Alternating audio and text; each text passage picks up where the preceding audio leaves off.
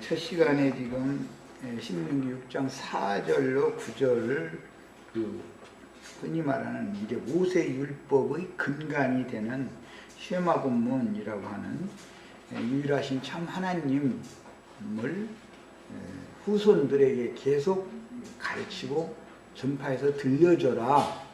이게 이제 이스라엘의 교육의 지침이 된 건데, 그 말씀을 지금 나누다가 마태복음 23장 2절로 7절까지 말씀을 같이 읽었고, 우선 그 5절 하반부에 경문띠를 넓게 하며 옷을 길게 하고, 이제 거기까지 읽었어요. 일단은 이제 자료로 다시 돌아옵니다. 신명기 6장 7절 말씀에 누웠을 때든지 일어날 때든지에 따라서 시험하는 하루에 2번씩, 즉 아침 저녁으로 암송을 했습니다. 원래 이스라엘은 조석으로 율법에 의하면 아침 저녁으로 성수에 들어가서 떡도 새로 갈아 놔야 되고, 이제 뭐 향도 새로 이렇게 피워야 되고, 등잔도 다시 감금해야 되고, 조석으로 제사를 하게 돼 있었죠. 이제 그게 이스라엘 사람들이 생활이에요, 그게. 거기에서 이제 기인이 되어져서 이스라엘 모든 백성들은 제사장이 성전에 들어가서 분향하는 시간에는 이스라엘 백성들은 어디 있든지 그 시간에는 같이 기도를 해야 되는 거예요, 의무적으로. 그게 이스라엘 사람들이 생활이요. 그래서 그걸 조석으로 기도하는 시간을 이스라엘이 정해두고 있었던 거예요. 이런 그들의 생활을 알아야 돼, 이런 것을, 내용을. 성경에는 그런 내용이 자꾸 나오잖아요. 다니엘서에도 그런 내용이 나왔고, 바울 사도도 그 기도처에 기도하러 그 시간에 갔다가 루디아 자매 만났다는 거잖아요. 그러니까 다 하나님의 어떤 뜻이 있으니까 이제 물론 그것도 그렇게 하게 하신 것이지. 여기에는 많은 어떤 영적 의미가 당연히 있는 거죠.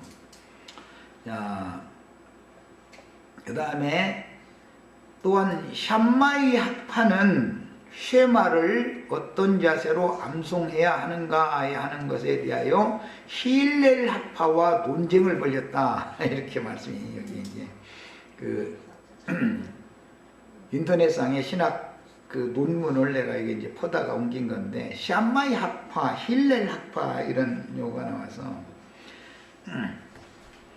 이스라엘은 전통적으로 여러 파가 있어요.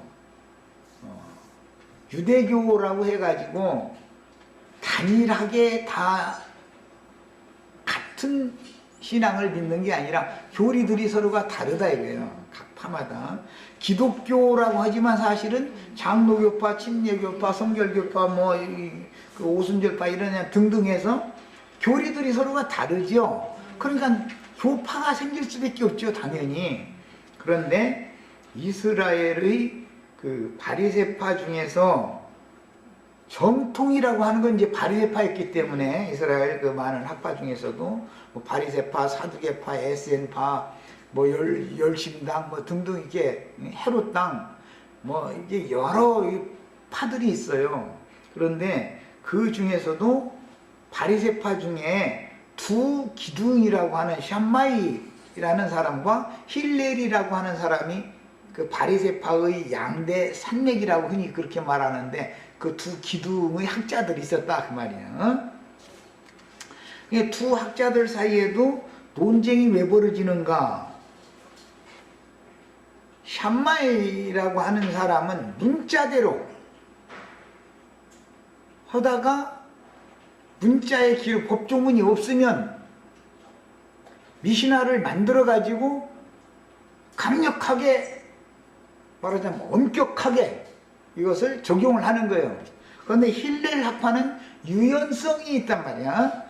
그것이 약간 차이가 있는 거예요. 우리는 이제 형제회 계보의 신앙을 지금 하고 있으니까, 형제회 계보도 사실은 두 계보가 있어요. 우리는 이제 형제회 계보 중에서도 뉴턴 그 학파지요. 이제 이건 세상의 형제회 계열은 다비 학파라고 해가지고 그쪽은 이제 신부 계보 학파고 뉴턴 학파는 신부 출신이 아니기 때문에 그냥 학자니까 과학자였죠. 야, 그러니까 종교적인 관습이 뉴턴파가 훨씬 더 적을 수밖에 없죠. 신부 출신 학파보다는 그런 차이가 있다 이거예요. 그런 것처럼 샴마이 학파와 힐렐 학파가 바리새파 중에 정통이라는 건 바리새파를 말하는 거기 때문에 바리새파 중에 양대 산맥이라고 하는 두 학자의 계보가 흘러내려왔다. 헬라 시대부터 이렇게 있었던 거예요. 미시나라는 것은 아까 내가 설명을 했는데 하나님의 율법을 생활에서 지키기 위한 수많은 구전법, 판례법을 AD 2세기경에 정리를 한 내용이다. 판례법이다 라는 거예요. 그러니까 이것은 십계명이나 모세 율법에 있지 않은 거겠죠, 당연히. 그런데 생활 가운데에서는 뭔가를 사람을 잡아다가 족쳐서 돈을 떼서 내야 되겠는데 조문이 명확한 게 없다 이거예요. 그러면은 어떤 비슷한 조문을 끌어다가서 판결을 자기네 마음대로 한다 이 랍비가. 그러고 나서 그 판례를 남긴다 이거예요. 그런 경우를 일러서는 구전 혹은 유전이다. 장로들의 유전이라고 그러죠, 신약 성경에는. 그래가지고 그것을 미시나라고 그래요. 이제 두 학파에 대해서 뭐 이것은 꼭 할까 말까 우리 지체들한테는 자료를 안 해드렸는데, 유대교의 대표적인 랍비들이 이제 신약 성경에까지도 나오기 때문에 잠깐 소개해 드릴게요. 샴마이 학파는 율법 적용을 문자대로 엄격하게 하는 것을 주장하던 학파이며, 힐렐 학파는 율법 적용을 유연하게 하는 그런 학파였어요. 힐렐의 아들 샴마이 학파는 문자대로를 강조하죠. 이제 거기서는 당연히. 그리고 문자대로를 강조하다가도 미시나를 막 강력하게 주장을 해서 뭐 긴 얘기할 것 없이 돈 내놓으라는 거예요. 사실은 여러 가지로 이렇게 무거운 짐을 자꾸 만들어서 올려놓는 거는. 그런데 힐렐 학파 사람들은 약간 유연성을 가지고 법 적용을 한 사람들이었다. 그런데 이제 이게 헬라 시대의 학자들이에요. 그런데 힐렐의 아들인 시몬이라는 사람은 예수님이 8일 되던 날, 출생 후 8일 되던 날 할례를 받으러 성전에 데리고 갔을 때 예수님을 안고 축복한 사람이죠, 시몬. 자기는 계시를 받은 게 있다 이거예요. 네가 메시아를 네 눈으로 보거나 너는 죽을 거다. 메시아를 보기 전에 넌 죽지 않는다라는 계시를 받았는데, 예수님을 딱 보자마자 이분이 메시아다라는 걸 그는 알았다는 거예요. 그 사람이 그러니까 영감이 풍성한 사람이었다는 걸 알 수가 있죠. 힐렐의 아들이 그 시몬이에요. 시몬의 아들이 가말리엘이에요. 이게 이제 이 대가 이어지는 거예요. 이제 그 힐렐 학파의 대가. 그래서 힐렐의 아들 시몬과 시몬의 아들 가말리엘로 이어지는 3대는 신약 시대까지 이어지는 바리새파의 율법 학사들이었으며, 니고데모까지 합하여 샴마이, 힐렐, 시몬, 가말리엘, 니고데모 이 5사람을 유대인들은 5대 율법 학사다 그래가지고 최고 경지에 이른 율법사로 이렇게 인정을 해주고 있었는데, 그때 예수님이 오신 거예요. 시몬부터 가말리엘, 니고데모는 다 예수님 시대, 사도들 시대까지 살던 사람이죠. 그 전 세대는 힐렐이나 샴마이는 그 전 세대 사람들이고, 로마 시대가 되기 전에 헬라가 이제 알렉산더로 말미암아서 헬라가 세워졌는데, 알렉산더가 죽고 나서 안티오쿠스 에피파네스라는 사람이 헬라를 다시 장악하게 됐어요. 그래가지고 이제 뭐 성전 제사를 이렇게 돼지피를 뿌려서 제사하게 하고 하는 등등을 했을 그때 당시의 학자가 샴마이나 힐렐이었다 이거예요. 그 후손이 시몬이에요. 시몬은 죽음을 거의 앞두고 있는 아주 늙은 때였으니까 힐렐의 그 아버지가 시몬의 아버지가 힐렐이었고 시몬의 아들이 가말리엘이었고 가말리엘도 그때 당시 예수님보다 훨씬 나이가 많은 상태였으니까 이 시대를 대충 짐작할 수가 있겠죠. 자, 그 다음에 가말리엘이란 히브리어로는 가물리엘로 발음이 되는 사람으로서 그 뜻은 하나님은 나의 보답이시다 라는 뜻이고, 그는 유대인의 율법과 유전을 연구하여 했던 율법학자요 교법사였습니다. 이제 사도행전 5장 34절에 그 가말리엘이라는 사람은 조금 유화적인 사람이었죠. 다른 바리새인들보다 예수님을 박해하고 또 스데반을 박해하고 할 때, 야 혹시 이제 하나님이 시킨 일일 수도 있지 않냐, 이렇게 좀 유한 율법 적용을 하는 사람이었잖아요. 스데반을 쳐 죽인 율법 적용하는 사람들은 샴마이 학파 사람들이니까 그것은 그냥 저희 마음에 안 들으면 그냥 죽여버려야 되는 이제 그런 사람들이었고, 바리새파 사람들이라도 학파가 두 학파가 있었다 그 말이에요. 그런데 이제 예수님 때 사도시대까지 이 학파가 이어진 거죠. 그 다음에 그는 아리마대 사람 요셉, 니고데모 등과 함께 사내들인 공의회의 바리새파를 대표하는 지도자의 한 사람으로서, 가말리엘을 지금 설명하는 거예요. 유대인들이 존경하던 헬라 시대의 랍비 힐렐의 손자이며 힐렐 학파의 계승자였었던 그 시몬의 아들인데, 그리스도를 만나기를 그토록 시몬은 기다리다가 할례하러 성전에 갔던 아기 예수를 품에 안고 축복했던 사람이 가말리엘의 아버지단 말이에요. 그의 아버지가 힐렐이단 말이에요. 자, 그 가말리엘의 문화에서 수제자로 신학 공부를 했던 사람이 누구죠? 바울이에요. 바울. 이제 그 계보를 잘 아셔야 돼. 바울보다 약간 후대 사람일 수가 있지만 바나바라고 또 나오죠. 바나바도 그 가말리엘의 문화생이었어요.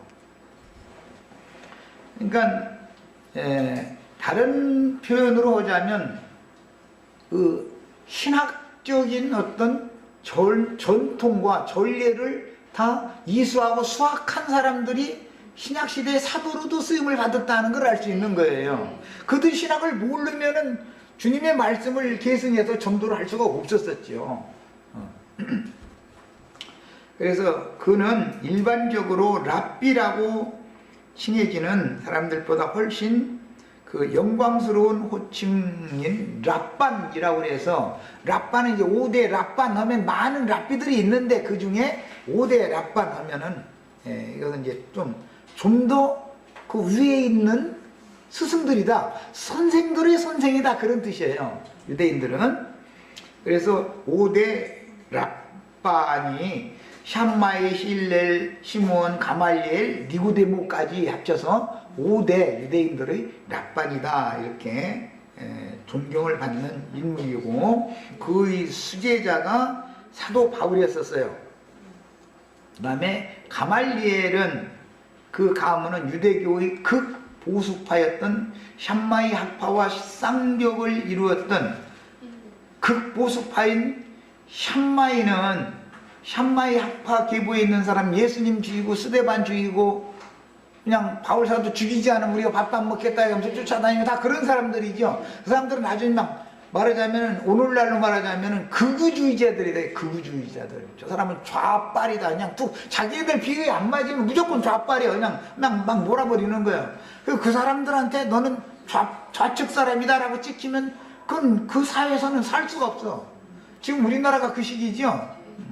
근데 뭐 이번에는 뭐 난 세상 정치에는 뭐 좀 그렇지만 정치 얘기는 건 그렇지만 아주 이제 국민들이 지혜롭더만 공평하게 좌측 편도 안 들어주고 우측 편도 안 들어주고 중간에 딱 해서 아주 적당하게 잘 해놨더만. 그래가지고 너무들 야단들 내지 말라고 막 그런 것 같아. 예, 그래야죠. 어느 한쪽으로 너무 지나치게 치우쳐가지고 너무 그러면 안 되잖아요. 싸움 뺏기도 해. 자, 그 가말리엘은 평생의 문화생을 1000여 명 배출을 했다고 그러니까 참 굉장한 사람이죠. 그때 당시 1000여 명의 제자를 배출했다 그러면 그 니고데모의 제자들 중 500명은 율법사였다. 그러니까 신학 박사들을 500명을 1000명 중에 배출한 거예요. 그러니까 굉장한 그 가말리엘의 문화생으로 들어가려면 그 시험을 봐야 되는 거예요. 그냥 아무나 지원한다고 다 되는 게 아니에요. 서울대학교 가려면 무슨 시험부터 통과해야죠. 거기 가서 공부를 계속 해가지고 박사학위를 또 받는 건 별도의 문제지요. 들어가기도 어려운데 응? 그런 것과 같은 거예요. 이제 신학 박사를 그러니까 500명, 절반은 신학 박사, 나머지는 반을 두 반으로 나눴는데 히랍의, 즉 헬라의 지혜를 공부하는 것을 그 제자들을 가르쳤어요. 그러다 보니까 세상의 모든 인간들이 살아가는 지혜도 이 사람들에게는 있었던 것이죠. 그래서 체계적으로 공부를 했으니까 세상 지혜를 공부를 500명은 그걸 시켰고 500명은 율법, 그 유대인들의 그 율법을 공부를 시켰고 이게 세상 공부도 시키고 그 히브리인들에 관한 그 신앙에 관한 공부도 시키고 균형을 잡아서 제자들을 배출했다 그 말이요. 그 니고데모의 수제자 중 한 사람인 사도 바울이 있고 전승에 의하면 스테반과 바나바가 니고데모의 제자였다 말이야. 마음을 다하고 이제 우리 이 자료해드린 말씀으로 이제 돌아갑니다. 그 또 학파 얘기하다가 괜히 시간 많이 가네. 근데 괜히가 아니라 이것도 또 이런 것을 알고 계셔야 돼 우리 시체들이. 나는 뭐 신학을 꼭 가르치고 싶지는 않지만 이 신학적인 지식이 없으면은 어떤 목사들이라고 와가지고서 너 뭐 힐레리 뭐 어쩌고 샴마이가 어쩌고 해서 하면 어머 이 사람 뭐 굉장한 뭐 아는 거 얘기 하나 또 이래가지고 그냥 끝복하고 이러면 안 되죠. 자세히 우리가 먼저 알고 있어야 대화가 통하니까. 엊그제 뭐 어떤 친구가 우리 인터넷 사이트에 들어가지고 쓸데없는 소리 자꾸 해서다가 나보고 변호사 지어봤냐고 아주 농사법을 모르니까 이해를 못한다 해가지고 나한테 선생님으로 참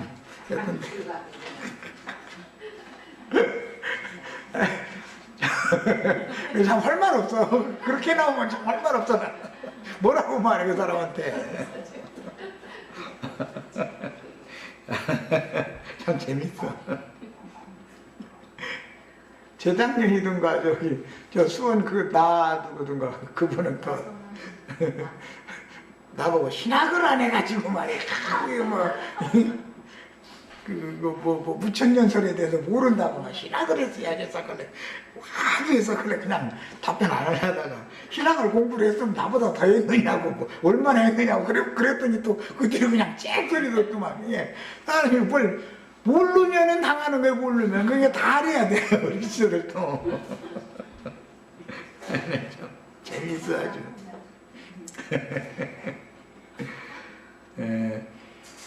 예, 신명기 6장 그 시험과 본문 말씀에 이어지기를 이제 그 유일신에 대해서 가르치라는 말씀을 이을 때 유일신을 향해서 마음을 다하고 힘을 다하고 성품을 다하여 하나님을 사랑하라라는 명령을 너는 마음에 새기고 네 자녀에게 부지런히 가르치며 집에 앉았을 때든지 길을 갈 때든지 누워있을 때든지 일어날 때든지 이 말씀을 강론할 것이며 글로 써서 손목에 매라는 말씀에 따라서 이스라엘의 랍비들은 경문이라는 경문갑이라고 하는 종이 봉투에다가 경문을 적어가지고 이렇게 처음에는 펄럭거리고 다니다 시장 갈 때는 그걸 딱 내놓고 이제 사람들 보라고 이렇게 펄럭거리고 다니는 거예요. 나 이런 사람이다. 이게 나 랍비다 말이야. 그러다가 이제 집에 들어갈 때는 경문갑이라고 종이 팩이죠. 종이팩 속에 잘 접어서 딱 넣어가지고 이 넓은 이 소매 여기다 이렇게 쏙 넣고 이제 이 짓을 하고 사는 거예요.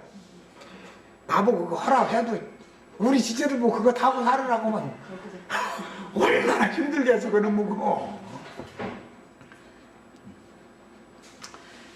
예, 그래서 그런 것을 경문이라는 성경 구절을 쓴 것을 옷깃에 메고 다녔다고 합니다. 십계명이 아닌 모세율법의 쉐마 본문을 경문으로 기록하여 손목에 메고 다니게 하거나 미간에 표를 삼게 하는 명령이 주어진 것은 미간에 표를 삼고 손목에 기호를 삼고 그러는 게 이게 참 너무너무 깊은 진리가 여기에 감춰져 있는 것인데, 미간에 표를 삼는 건 뭐죠? 예수 그리스도 이름을 인칭받으라 그 말이죠. 네 생각 속에. 손목에 성경 구절 유일하신 하나님만을 마음을 다하고 성품을 다하고 뜻을 다해서 그분만을 섬겨라. 그 손목에 글자 써서 이렇게 메고 다니라라는 것은 오른손에 표를 받는다는 게 또 그게 그 말이죠. 지금 이것은 구원과 관계되는 율법 명령했던 것인데 이것을 외식으로 그러고 다녔다 그 말이요. 이게 성경을 모르면 그런 짓을 하게 돼 있어. 그것은 가인에게 표를 주셨던 것에서 기인된 거잖아요. 예, 표를 뭘로 줄 거냐 이거요. 성령의 말씀으로 표시를 해주죠. 그런데 누구는 거짓 교훈, 마귀 교훈으로 짐승의 이름을 표시를 해주죠. 이제 이것과 싸우는 거예요. 이제 결국은 알고 보면은 우리가 지금 예수 그리스도의 이름을 표시로 받을 거냐, 구원의 표시로 받을 거냐, 멸망의 표시인 짐승의 이름을 표시로 받을 거냐라는 것은 가라지 씨를 덧뿌리는 자들의 교훈을 받아들일 거냐, 진리의 말씀만을 간직하고 나머지는 뽑아 버릴 거냐의 관계가 당연히 되겠죠. 이제 이런 이치를 너무 모른다 이거. 지금 기독교 옛사람들한테 이건 얘기하면 가만히, 그러면 우리가 삼일체를 여태까지 2000년 동안 대대로 믿었는데 이제 와가지고 네가 무언데 그거 믿지 말라고 이렇게 나오면 난 구원받기 싫다는 소리랑 똑같은 말이, 한마디로 말하자면.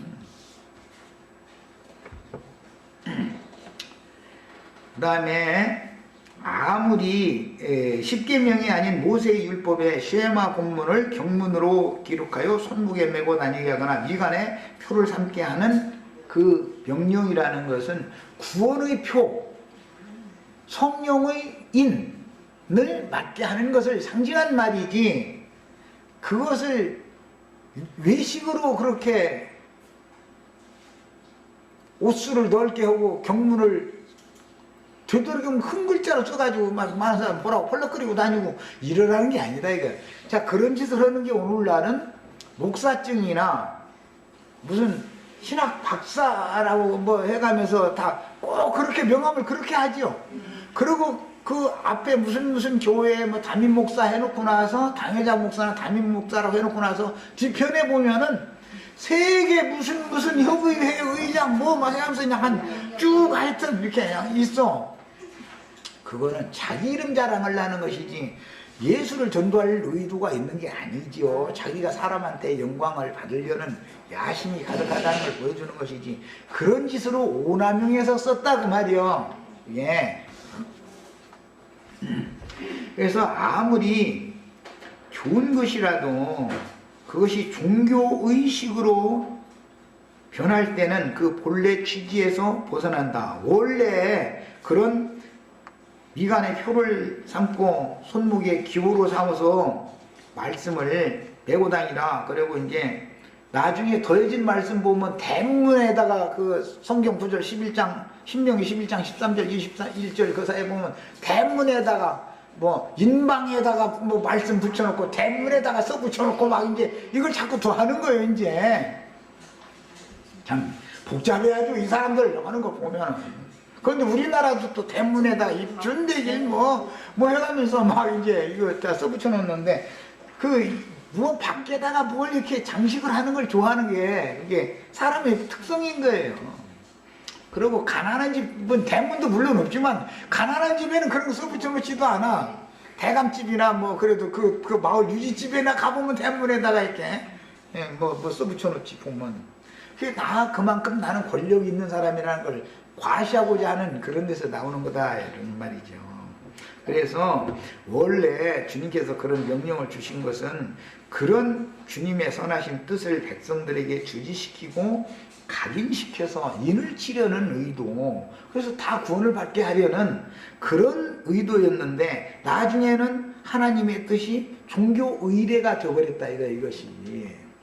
그러니까 아무리 좋은 것이라도 그것이 종교 의식으로 변질되어 버리면은 그것이 오히려 본래 취지에서 벗어날 뿐 아니라 그 사람뿐 아니라 그 사람에게 가르침 받는 모든 사람들이 정신세계를 타락시켜 버린다 이거예요. 그러고 자기네들은 위에서 군림하는 자가 되고 나머지는 짓밟힘 당하고 이렇게 밑에서 다스림 당해야 되고 이런 어떤 획일된 제도화가 되어버린다 이거예요. 하나님은 그렇게 사람을 왕으로 세우는 걸 원치 않는다 그 말이에요. 하나님이 직접 다스림을 원한다 이거예요. 그러려면 어떻게 해야 돼요? 모든 백성들과 하나님은 영이니까 성령이 모든 백성들과 교통을 해야죠. 그러려면 이런 놈들이 중간에 여기서 차고 있지만 자리를 비껴놔야 된다 이 말이에요. 그러니까 나는 자꾸 너희 그 자리 비껴라. 그래가지고 모든 성도들이 주님이 구속하신 양무리들과 주의 성령이 직접 교통을 하게 만들어줘야 되지 않냐. 자꾸 난 이걸 가르치는 거야. 그러면 너도 가르치면서 왜 그러느냐. 그러면 가르치는 내용을 보면 왜 몰라. 다른데 하는 말이 다르고 영이 다른데 우리 뭐 형제 자매들이 다 뭐 좋은 데 가서 밥 사준다고 해도 나 한두 번 가면 그 다음 세 번은 안 가 절대로 나는. 그 세 번째는 아니 그러지 말고 저 시장에 가서 그 재료를 사다가 모든 지체들이 함께 먹자 그래버려. 그러면은 획 하고 틀어져 버려. 비밀 혼자 데리고 나서 사주는 거는 그냥 그게 그냥 하는데 근데 나는 그게 그렇게 부담스러워 아주.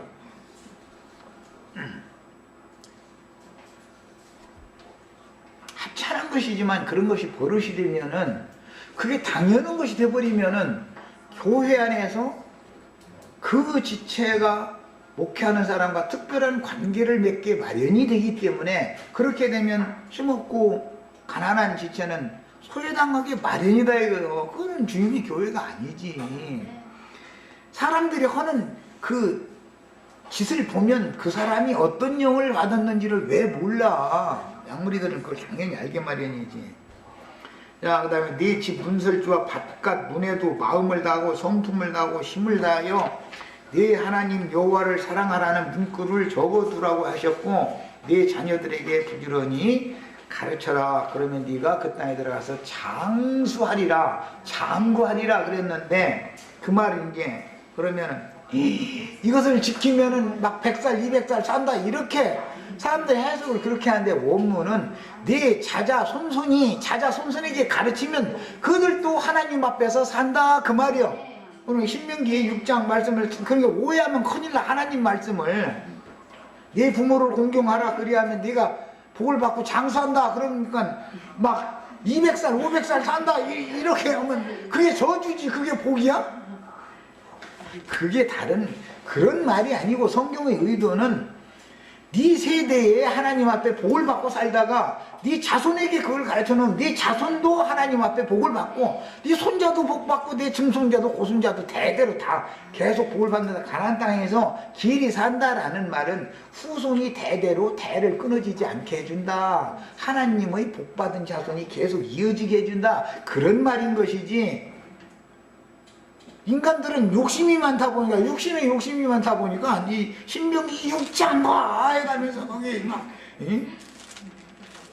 이 신명기 6장 말씀 잘 지키면은 막 그 뭐야 이거 6장에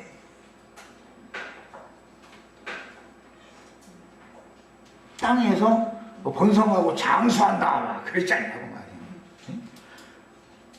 네 나를 장구하게 하기 위한 것이다 말이야. 2절에 그렇게 해놨죠. 그러니까 이런 말씀을 해석을 할 때 뭐라고 해석한다고요?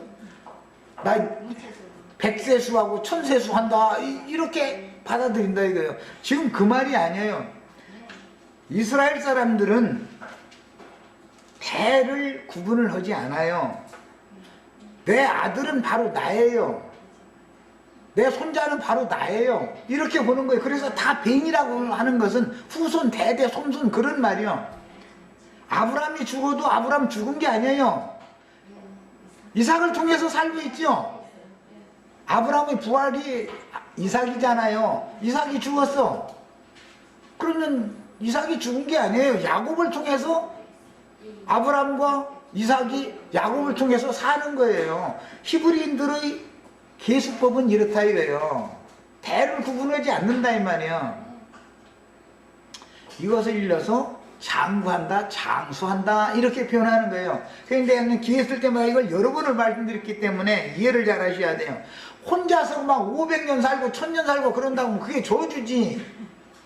허리 꼬부라져가지고 금방 며느리가 밥 차려드렸는데 금방 먹고 나서 이년아 밥 안 줘? 막 이러고 막 이러고 욕이나 하고 앉았고 그러고 살 바에는 차라리 가시는 게 낫지. 무엇 놈의 장수요? 그게 장수요? 그게 복이요? 그런 뜻이 아니다. 하나님이 함께 하시는 것이 복 받은 것이고 아브라함과 함께 하셨던 하나님이 아브라함이 죽었을지라도 그 다음 세대인 이삭과 여전히 함께 하시고 이삭이 죽었을지라도 그 하나님이 야곱과 함께 하심으로 이스라엘의 하나님은 유일한 한 분이지만 아브라함의 하나님이요 이삭의 하나님이요 야곱의 하나님이로라. 이스라엘의 하나님은 부활이요 생명이신 하나님이다 이렇게 표현을 한 거예요. 그런데 그분은 유일하신 한 분이다 그런단 말이에요. 지금 이해하셨죠? 이런 얘기를 정확하게 알아들어야지 삼위일체가 어떻고 이 얘기만 날마다 하고 앉았으면은 이것은 싸우자는 얘기요. 하나님은 항상 현재적으로 살아있는 자와 그 선대가 함께 하시는 것을 믿는 거예요. 우리 믿음의 선진들이 우리를 두르고 우리와 함께 하죠. 이것이 믿어져야 된다 이거예요. 2000여 년이 지났지만 바울 사도, 베드로 사도, 12사도들, 그 후대 사도들, 증인들이 다 오늘을 살고 있는 우리와 함께 계시죠. 그래서 그들도 하나님의 아들들, 우리도 하나님의 아들들이다 이거예요. 그럼 막 백천대 손자들이다 이렇게 하는 거예요. 히브리인들이 계속 보면 이렇게 않는다 이거예요. 그래서 벤이라는 용어라는 것이 이렇게 중요하다. 항상 살아계신 하나님이다. 그래서 장수한다, 장구한다. 그 땅에 들어가서 막 장구하리라, 심지어는 영원하리라 이런 말을 하면은 인간이 육신으로 영혼은 혼자 육신으로 자기 세대에 영원히 산다 그 말은 아니잖아. 복받은 후대가 끊어지지 않게 해준다라는 개념이다 그 말이야. 자, 그 다음에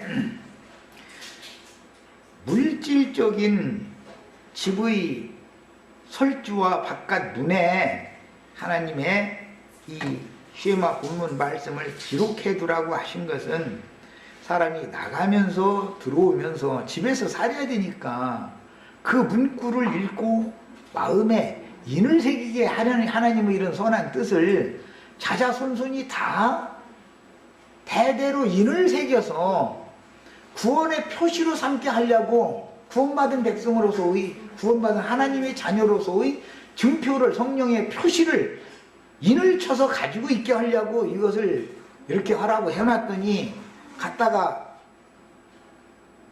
대문에다가 써붙이고 또 안에 들어가면 또 이제 또 안에 들어가면 또 방 안에 들어가는 문이 또 있죠. 바깥 대문 있고.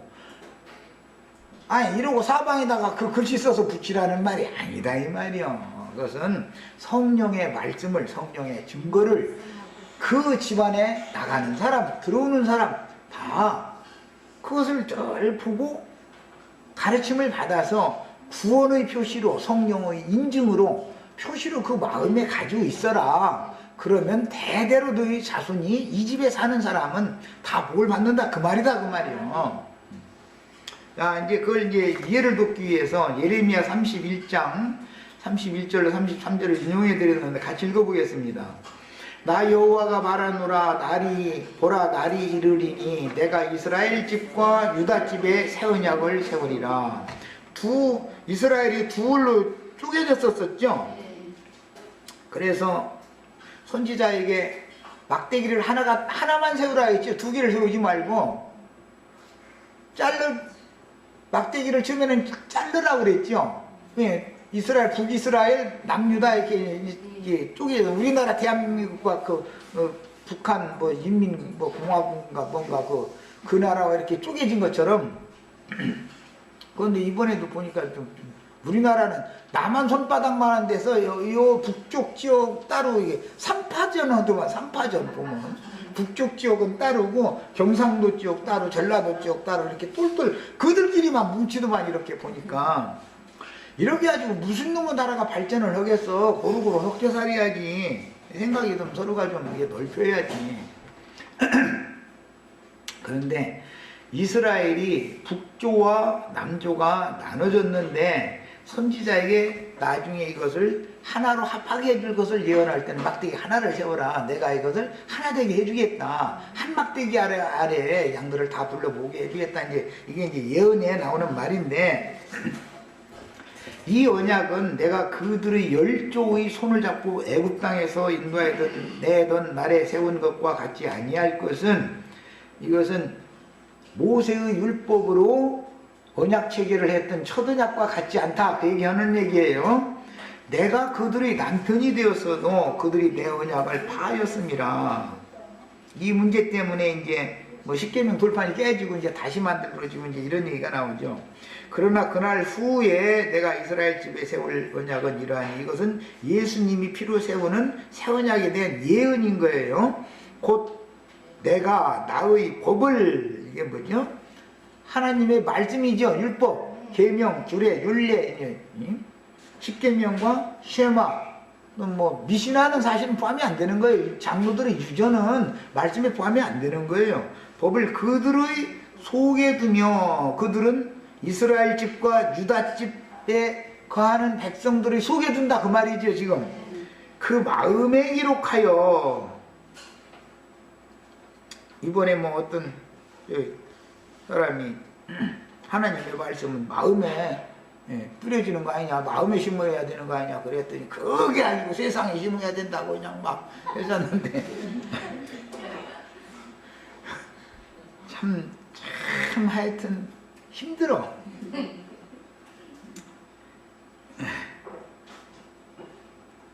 마음에 기록하여 나는 그들의 하나님이 되고 그들은 내 백성이 될 것이다. 이게 마음에 기록되어진 사람들, 속에 기록되어진 사람들이 하나님의 백성이죠.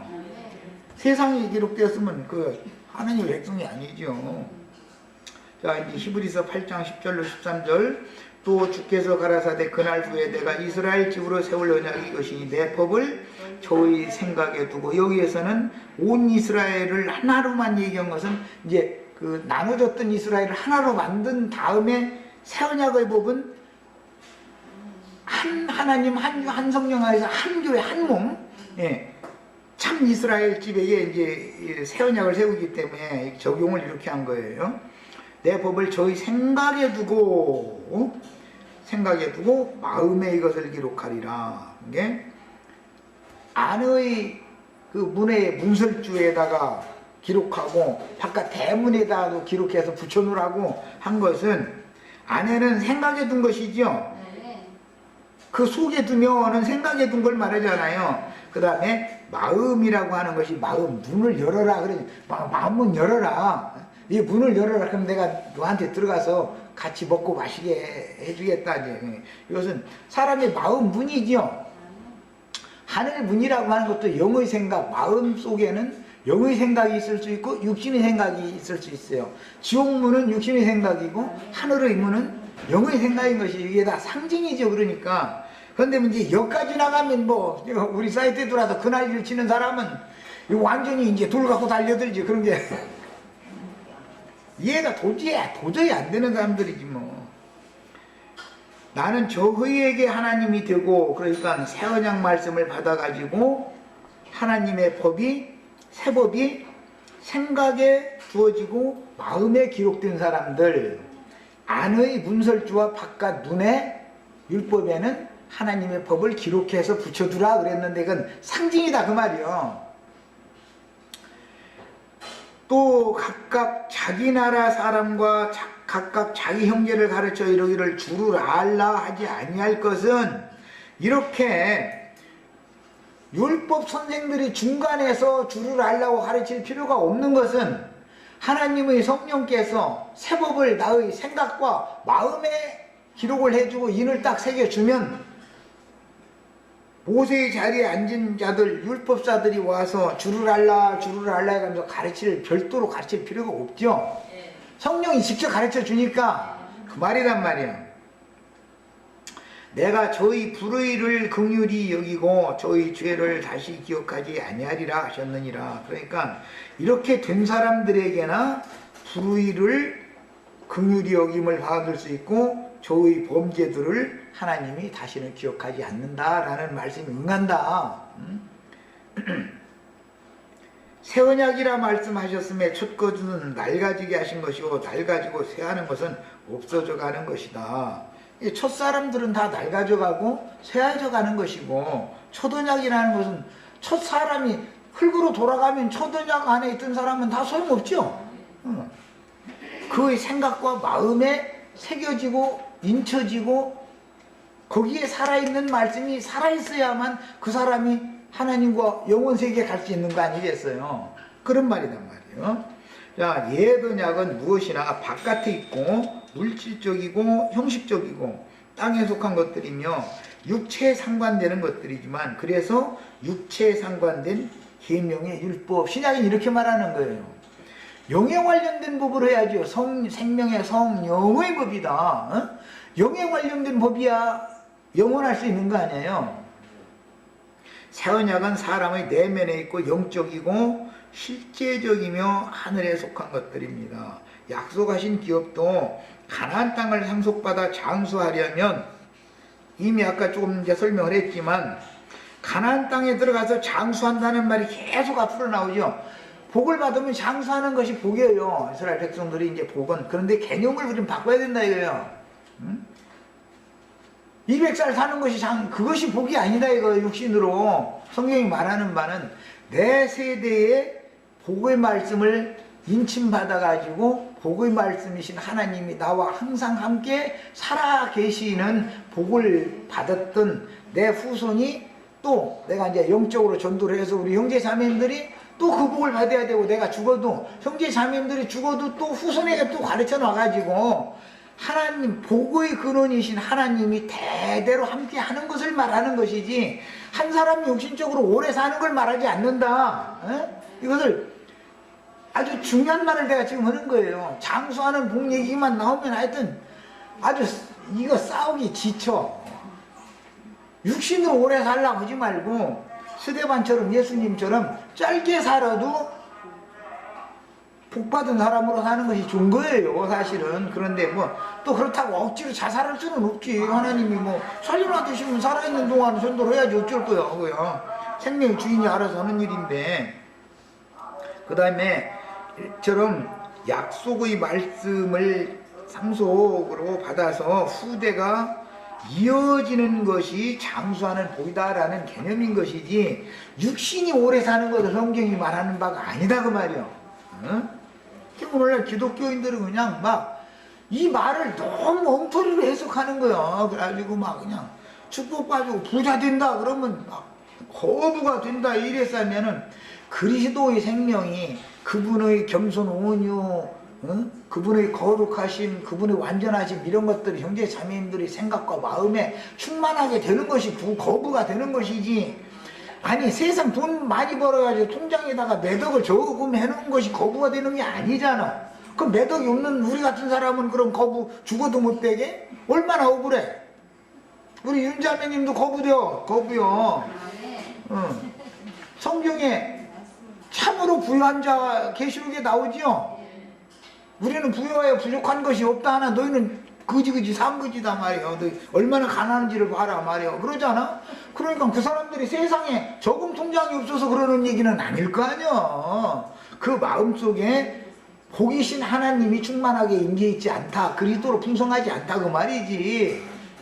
성경 해석을 해도 왜 똑같은 성경을 해석을 하면 나는 그냥 율법을 읽든 신약 말씀을 읽든 그냥 혼이 보이던데 이렇게 가르치면은 이단 나왔다고 이 난리를 죽이냔 말이야. 왜? 누가 이단이요? 이단은. 자, 뭐 시간이 다 됐으면 일단 여기까지 해서 이제 마치고 마지막 시간에 이제 본문 말씀을 들어가도록 하겠습니다.